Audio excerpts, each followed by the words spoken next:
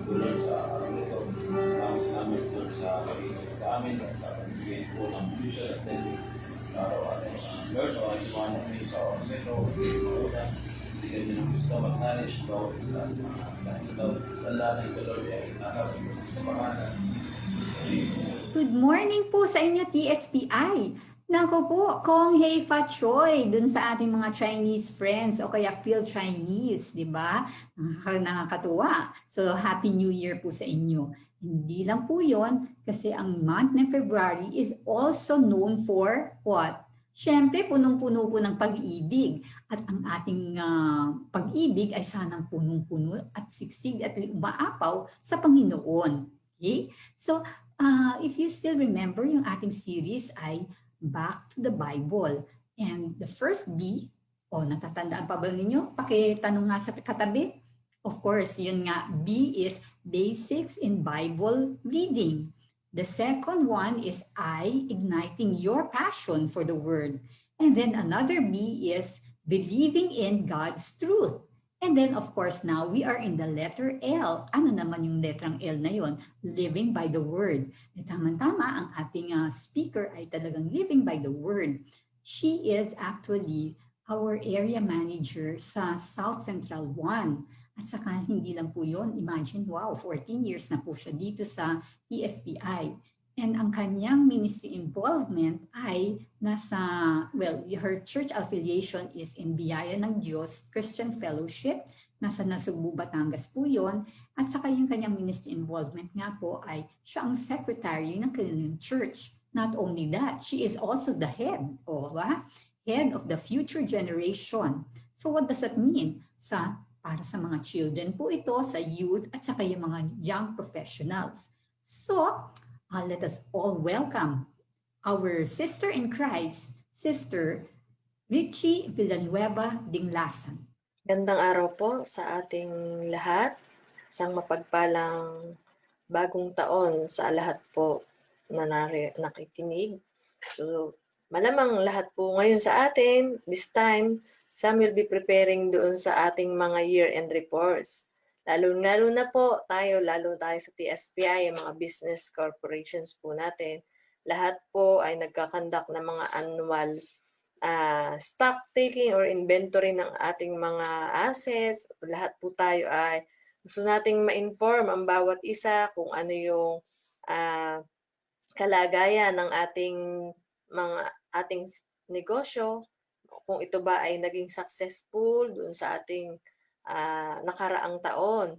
Lalo na naman din po, so yung mga business po kasi natin, ni-measure natin into success.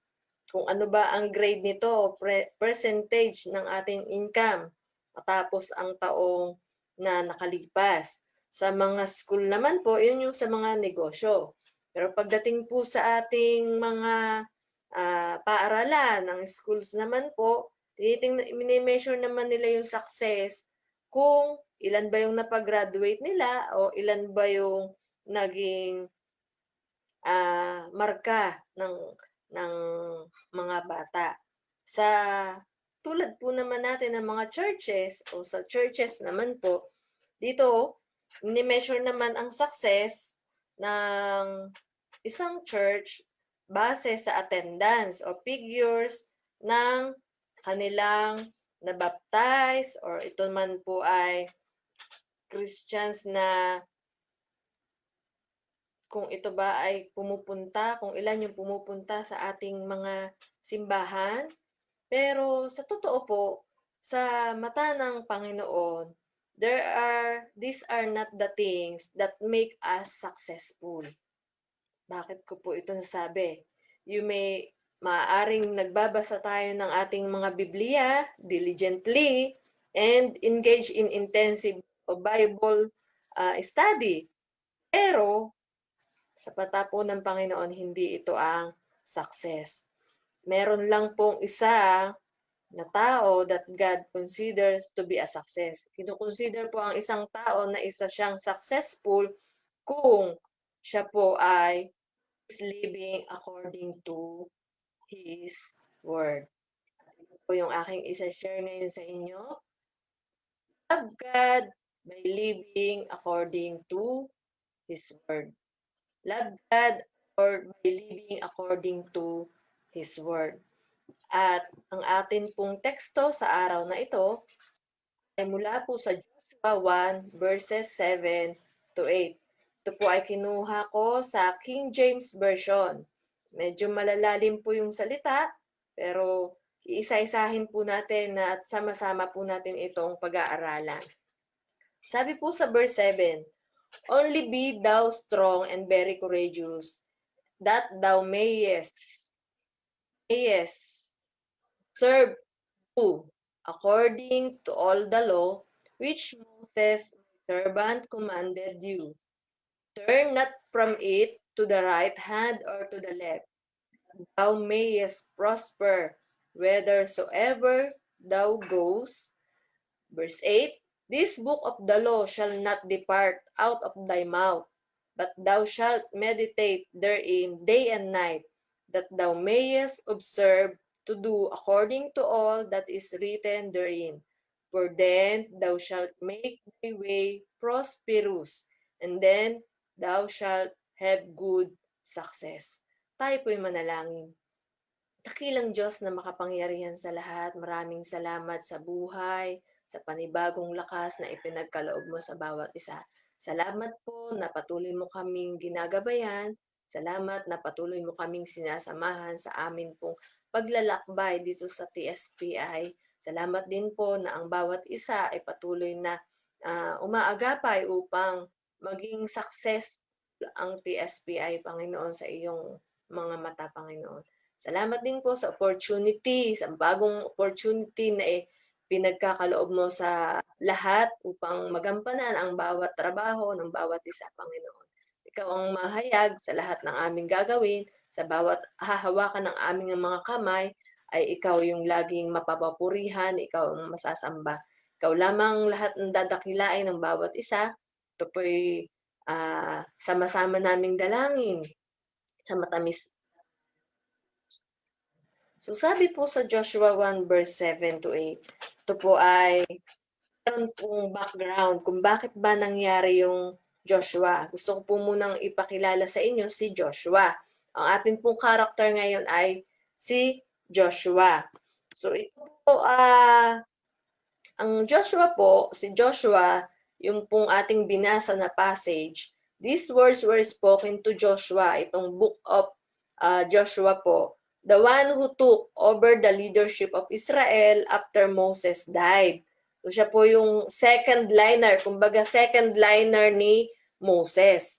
The one who was assigned the great task of leading the Israelites across the river Jordan into Canaan and settling them there. So siya po ang naatasan na mag-lead sa mga Israelites na tumawid sa river ng Jordan para po makapunta sila doon sa Canaan at doon na po sila mag-settle.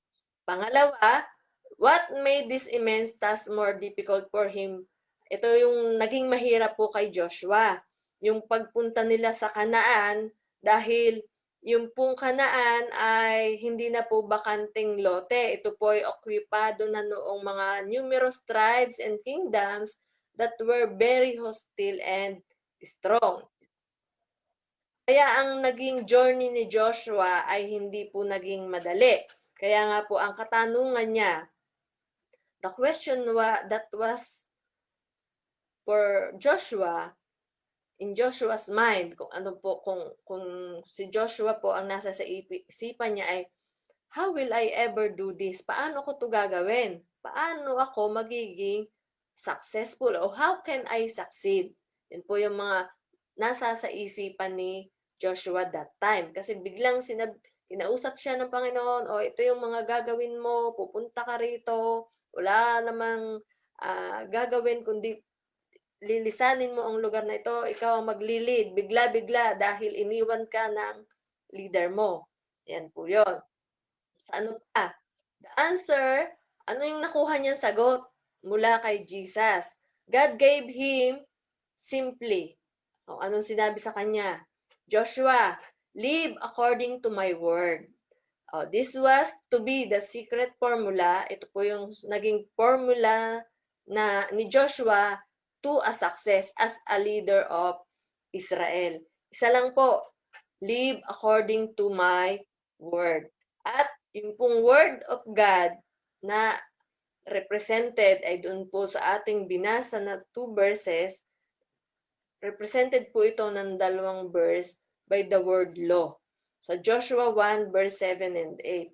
So this refers to the first, kumbaga ito po ay kasama yung sa limang books of the Bible, which is the Genesis, Exodus, Leviticus, Numbers, and Deuteronomy. It was the only portion of the Bible in existence then, and Joshua was given 3 steps to take regarding the law that God had given. So, yun po siya. May 3 steps po. Paano nga ba magiging successful si Joshua sa kanyang journey sa pagtawid sa ilog ng Jordan at para doon na sila manirahan sa Kanaan? Una, may 3 steps po given by God na ito po yung aking isi-share sa inyong lahat sa araw na ito. Una, he was told to observe to do according to all that is in it. So sa verses 7 and 8 po natin ito makikita. Observe to do according to all that is in it. Ang word na observe po dito, nagre-refers po ito na ginamit po dito means to guard. Anong ibig pong sabihin to guard? Ito po ay nagpapakita sa atin na ng isang larawan ng dapat ikaw ay alert. Who must stay alert o para isang watchman. Ikaw ay alert and carefully guard against disobeying the word of God or neglecting it. So, sang nakikita mo po natin, una, sinabi, observe to do according to all. Maging mapagbantay ka o binigay kay Joshua, maging mapagbantay ka, Joshua, sa lahat ng iyong sasabihin, sa lahat ng sinasabi sa iyo ng Panginoon, ay huwag mong i-disobey. Yun po. So, kaya kailangan, sinabi sa kanya doon na huwag kang, parang sinasabi lang ganito, o huwag kang patulog-tulog, kailangan lagi kang gising, mag-observe ka. Ano nga ba ang nangyayari sa kapaligiran? Anong nangyayari? Tulad po sa atin sa panahon ngayon. O ba? Sa pangalawa, sinabi din sa kanya, sabi Joshua, he was told not to turn from the word to the right or to the left. So sa verses 7 din po ito makikita. Sabi doon, ito naman po pinapakita sa atin yung traveler. Kung saan ka ba talaga going to a defined path and being careful to keep himself from deviating from it.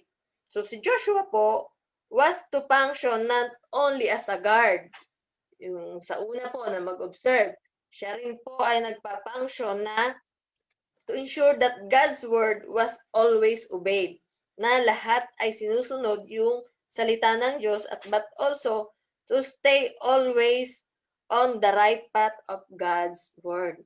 Susundin yung mga salita o iniwan sa kanya ng Panginoon at kung saan ang tamang daan, saan ang dapat niyang papuntahan upang yung mangyayari sa una pa lang ay magiging successful siya. Ano pa?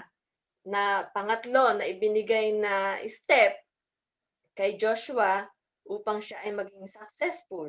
Sabi po dito, meditate on the word of God day and night. Sinabi po yun doon sa ating verse. So, meditate on the word of God day and night.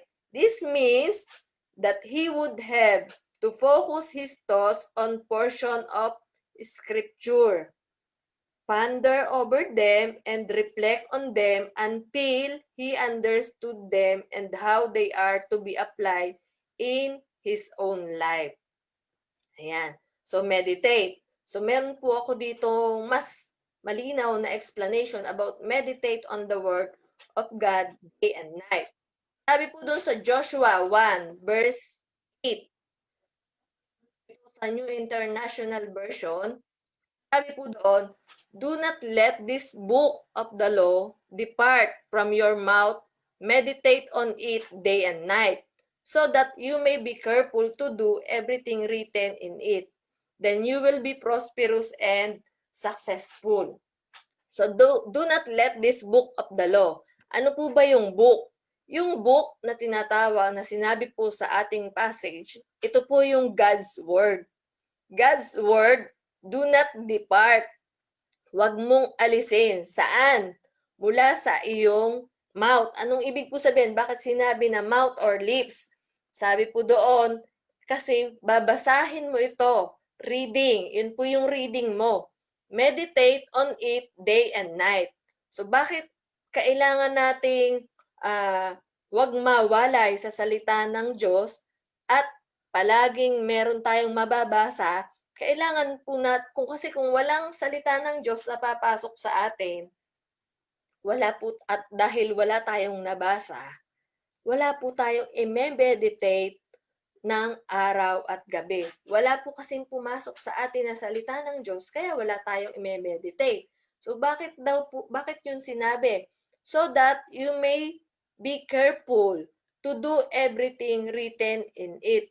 Magiging careful daw po tayo to do everything na meron sa salita ng Diyos. Kasi aaralin po natin kung ano ang meron sa salita ng Diyos, yun ang ating pag-aaralan. Then, sabi po doon, bago mangyari, may gagawin po tayo. Bakit? Then you will be prosperous and successful. Bago pa po mangyari yung pagiging prosperous at successful, ito yung dapat daw gagawin ni Joshua. So, inano ko lang po yung ano yung sinabi at ito rin po yung ginawa ni Joshua. I-meditate niya day and night yung salita ng Diyos. At hindi po niya yun inihiwalay sa kanya. They not depart from his mouth. I-meditate po niya ito day and night. Ayan. So, dahil po dyan, so kung may tatlo tayong steps na ibinigay ang Panginoon kay Joshua, kung by applying these 3 steps na si Joshua would ensure that he was living according to the word, both in his personal life as well as in fulfilling his official duties. So, pampersonal niya, meron din pong nangyayari at sa kanya rin pong duty na ibinigay sa kanya, meron din pong nasusure niya na ito ang mangyayari. No matter how occupied and busy. So sa malamang po, marami kasing task. Tulad po natin sa TSP ay marami namang task tayong ginagawa, ay malamang hindi po niya pinabayaan, hindi niya hinayaan na wala siyang matatanggap na salita ng Panginoon. Kaya no matter how occupied and busy he became with all his official duties as Israel's leader, he was to keep doing these things and never ever stop. Hindi niya hiniwalay, hindi niya hinayaan na wala siyang mababasa o mapapagnilayan na salita ng Diyos. His success, Joshua's success as a leader, depended on how will he live according to the word of God. Pinamuhay niya kung ano ang sinabi sa kanya ng Panginoon at pinagninilay-nilayan niya. As long as he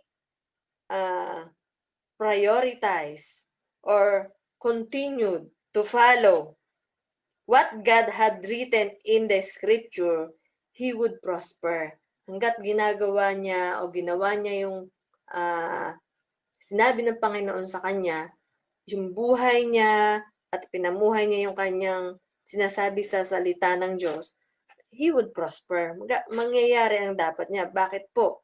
So, si Joshua and Caleb, karagdagan lang po. Si Joshua, dahil siya lang yung nakapasok, yung 19 years old pababa, nakasamahan niya, Dahil sila yung sumusunod sa sinasabi ng Panginoon sa kanila o ng scripture, sila po, isa po siya sa nakapasok sa promised land.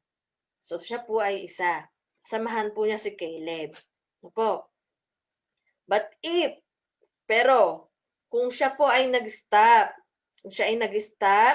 his prosperity would cease.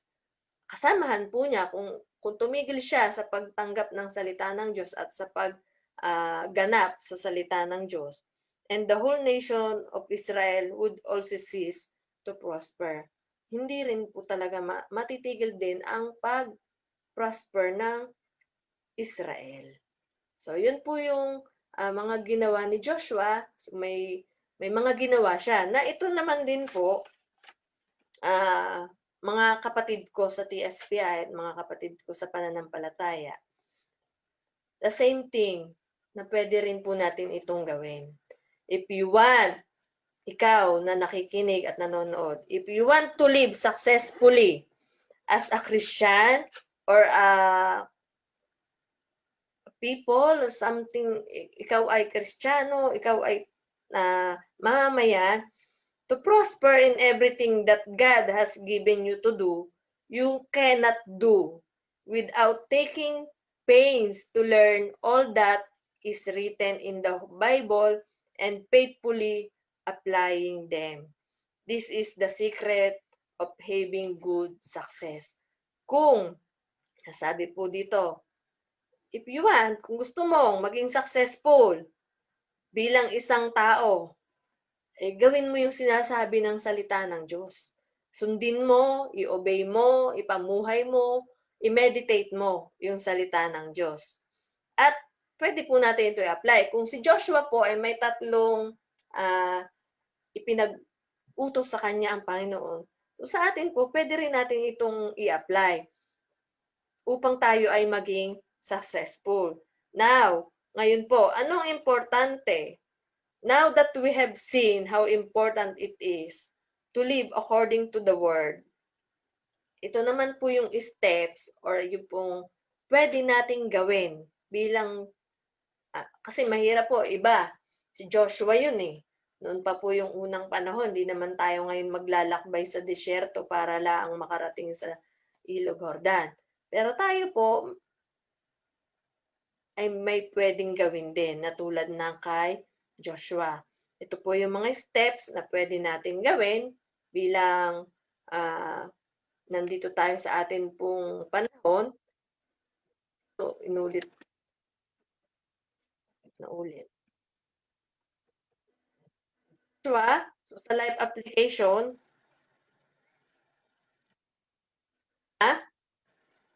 na pwede po nating i-take as our steps para maging successful sa ating mga buhay. Number 1, expect the Bible to teach you practical truths. Kaya, para po sa mga believers, kung titingnan po natin, Bible means believers' instructions before leaving earth. At marami po tayo doong matututunan. Basta basahin lang po natin ang Biblia. Bible po isn't just a book of interesting facts or information. It is filled with things to do for us, or it is filled with things for us to do. Its truths are practical and applicable to everything that we do in life. So, sa pamamagitan po nito, marami tayo talaga na matututunan sa loob ng Biblia na pwede po nating gawin sa ating buhay sa ngayon. This is what you should expect to see each time you open. At kung magbubukas po tayo ng Biblia, titingnan natin ang ating Biblia, expect po natin na meron dito tayong matututunan kapag ito po ay ating binabasa. Ito po ay expect natin kapag tayo na para maturuan tayo ng mga practical truths. Una, expect po natin to teach you the examples you should follow and the errors you should avoid. Yan. Expect to teach. Expect it to teach you the examples you should follow and the errors you should avoid. Expect to find many promises of God to put your trust. Sa totoo lang po, napakaraming promises na nakapaloob po sa Biblia at kung aalamin lang po natin ang lahat ng yon, ay talagang yung tiwala, yung faith natin sa ating Panginoon na hindi mawawala. Dahil faith nga po yung promises ng Panginoon ay hindi yan nagmamaliw. Yan po ay laging nandyan. Ang kailangan lang po natin ay paniwalaan at pagtiwalaan po natin ang mga promises ng Panginoon. Pangatlo, expect din po natin yung God's Word to confront you anytime about those sins in your life which you need to confess. May mga bagay po tayo na kapag nabasa natin, kinokonsensya po ba? Kinokonsensya tayo, mismo tayo dahil nabasa na natin. Alam natin na ito pala itong sinabi ng Panginoon pero hindi mo ginagawa. Kaya may labanan na nangyayari sa iyong damdamin. Ano po? To instruct you of the duties God wants you to perform and expect it to equip you well to perform them. So expect. May mga bagay po kasi na kapag nakita natin o nabasa natin sa ating Biblia, yung mga skills na meron tayo, mai-equip po talaga yan dahil ang Biblia na mismo, kapag nabasa natin yun, sabihin na lang natin na parang kinukurot ako, ito pala yung dapat kong gawin. Ito pala ang dapat kong ginagawa dahil sinabi naman to at biblically, yun ang dapat nating ginagawa. Mga bagay na kalugod-lugod sa Kanya, sa Kanyang paningin, at hindi po ito mawawala sa atin. Tulad na lang po ng mga gifts na ipinagkaloob sa atin. Di po ba? So, yun po ang una, pwede nating gawin. Expect mo na kapag nagbasa ka ng Biblia, the Bible will teach you practical truths. So, these truths from the Bible is only the first step. Una pa lang po yun. So, towards living according to the Word of God. Yan. These truths must be translated into action. I-action po natin. Ano pong ibig sabihin na paano i-action? Magbasa po tayo ng Biblia at magkaroon tayo ng kaalaman tungkol sa mga totoong practical na katotohanan. Ano pong sunod? Ano pa ang pwede? Kasi may mga action tayo minsan sa ating pamumuhay na kailangan po nating matutunan. At minsan, nasa Biblia po yun at paano natin ito matututunan. Ayan. Meditate regularly on the practical truths of the Bible. To meditate on God's Word is to ponder over it, becomes part of your thinking process. So sabi po sa Romans 12:2. So sabi nga po, to meditate on God's Word is to ponder over it until it becomes part of your thinking process. Sa Romans 12 verse 2 po, atin po itong aaralin. Maya po. So, pero meditate regularly on the practical truths of the Bible. Alam niyo po ba? Do you know that the way that you live your life depends a lot on what you think? Niniwala po ba kayo doon? On what you think about. That is why the scripture put a lot of emphasis on our thoughts life. Example po, Romans 12:2. Sabi po doon sa Romans 12:2, do not conform any longer to the pattern of this world, but be transformed by the renewing of your mind. Then you will be able to test and approve what God's will is, His good, pleasing, and perfect will. Ano pong ibig kong sabihin? Sa Romans 12 verse 2, do not conform any longer to the pattern of this world. Bakit po? Wag daw po tayong makipamatok doon sa kung ano ang takbuhin ng mundong ito. Bakit? Ano po ba ang meron sa mundong ito? Tulad po ngayon, sa panahon na ng ating mga naranasan natin, kung patuloy po tayong natakot doon sa pangyayari ngayon sa ating mundo, ang mundo po talaga tayo ay tatakutin. Na andyan po yung takot na hindi tayo palabasin, na huwag na tayong umalis sa lugar natin. But, sabi po doon, be transformed by the renewing of your mind. Ano po ibig sabihin renewing of your mind? Renew your mind kasi kung ano po yung ngunguyain ng ating mga isipan, ito rin po yung i-action natin. Ito yung maiisip natin. Kung, ibabalik ko po, hindi tayo nagbasa, wala tayong nabasa na salita ng Diyos, wala pong ngunguyain ng ating mga isipan upang ito ang ilabas ng ating katawan. Ito yung ating i-action. Paano po yun? Renewing of your mind, then you will be able to test and approve what God's will is. Kung sa renewing of your mind po, pinasukan mo to ng salita ng Diyos. Siyempre, ito po yung ngunguyain ng iyong isipan. Pero kung wala kang naipasok, ano po ipapasok niyan sa iyong isipan?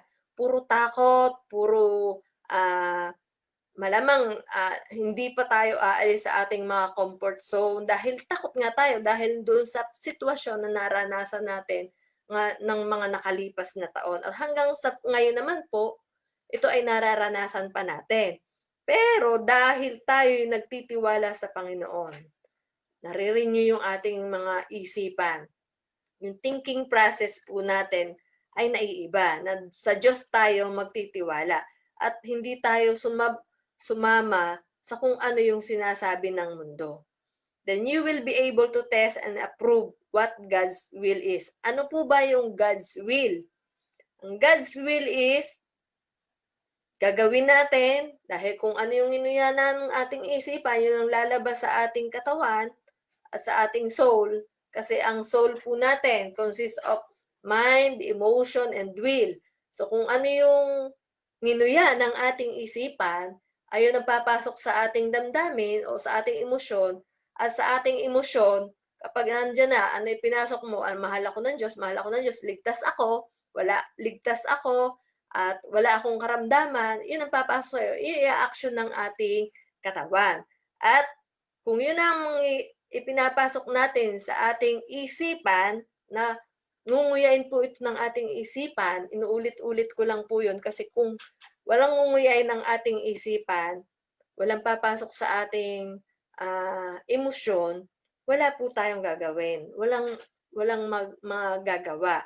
Kaya sabi po doon, kung ang ipinasok natin ay salita ng Diyos sa ating isipan at ito yung ngunguyain, ano ang mangyayari po sa atin?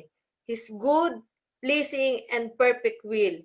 Yun po ang mangyayari. Kaya,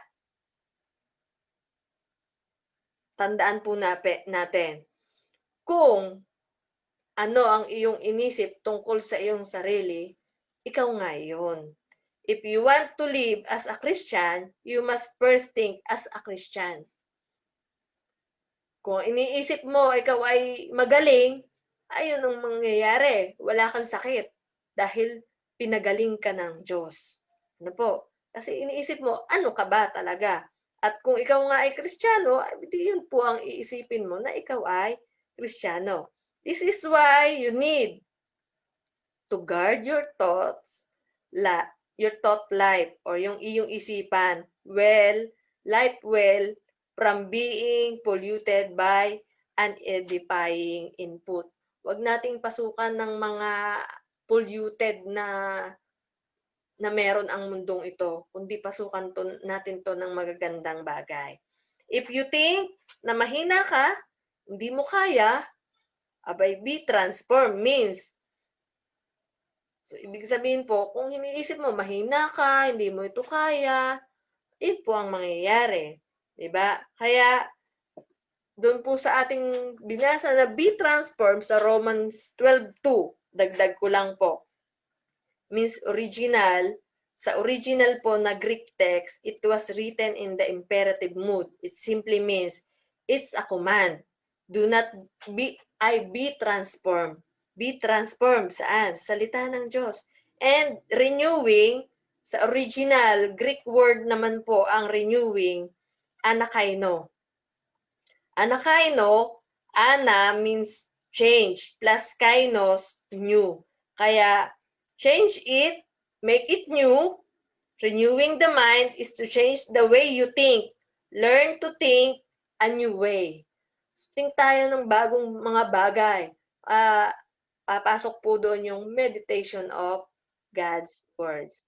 As you keep meditating on these practical truths from Scripture, the Holy Spirit will show you where to apply them in your daily life. Your actions will then begin to follow your thoughts. Can develop to a healthy habits. Tulad po ng like praying, giving thanks, confessing your sins, and showing Christian love to others. So, yun po yun. It will begin with personal commitment to meditate on the Word of God. If you want to live according to the Word of God, commit yourself right now. So, ito po yung second step natin na meditate regularly on the practical truths of the Bible. Ano pa po ang pwede nating steps? Number 3, yourself to keep applying the practical truths of the Bible. Ulitin ko po, commit yourself, sabi ko nga kanina, if you want to live according to the Word of God, commit yourself right now. At ito na nga po ang number 3. Why do we need to do this? Bakit po ba kailangan natin itong gawin? Because we all have a rebellious, sinful nature in us, which will naturally resist any changes we need to make in our life in order to live according to God's Word. How to use His Word? His Word, at yan lang po ang ating weapon, yung kanyang salita. Commit yourself to keep applying the Word at all times. Keep applying the Word at all times. A weapon that we can use. A weapon that we can use, and that is reading a Bible. Reading a Bible. That will bring out as a personal nature to this commitment.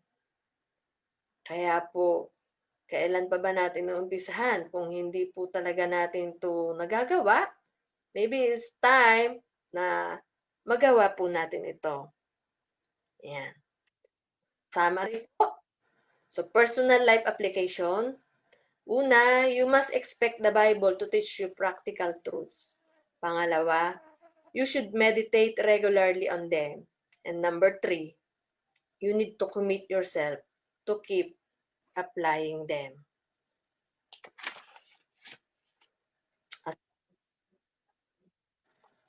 If you commit yourself to living according to His Word, your potential will be unlocked, and in time, what may look small na will grow into something significant. I-unlock na po natin yung mga potential natin. Huwag natin niyang pigilan. Once nag-commit na tayo sa Panginoon, it will come out automatically dahil sa Panginoon na po tayo nag-commit. And second, love God. Ito po yung pinaka dapat natin talagang ginagawa. Love God by living according to His Word. Yun lang po, at ito po yung talagang kailangan po natin gawin. Love God by living according to His Word, at ipamuhay din po natin ang salita ng Panginoon. Tayo po'y manalangin. Dakilang Diyos na makapangyarihan sa lahat.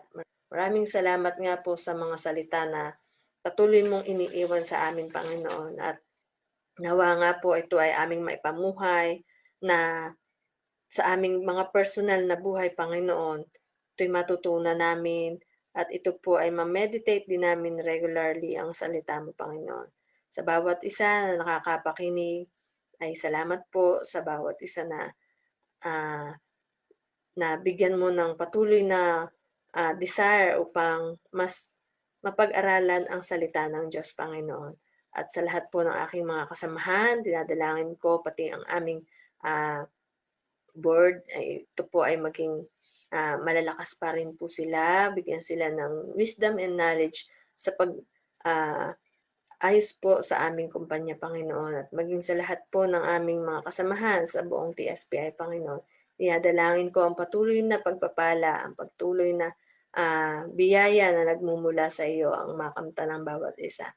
Salamat po, Panginoon, sa araw na ito. Dinadalangin namin ang katagumpayan ng lahat ng bawat isa sa amin pong paghawak sa lahat ng aming mga ginagawa, Panginoon.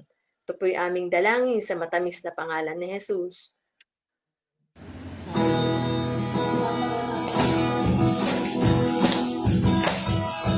Thank you.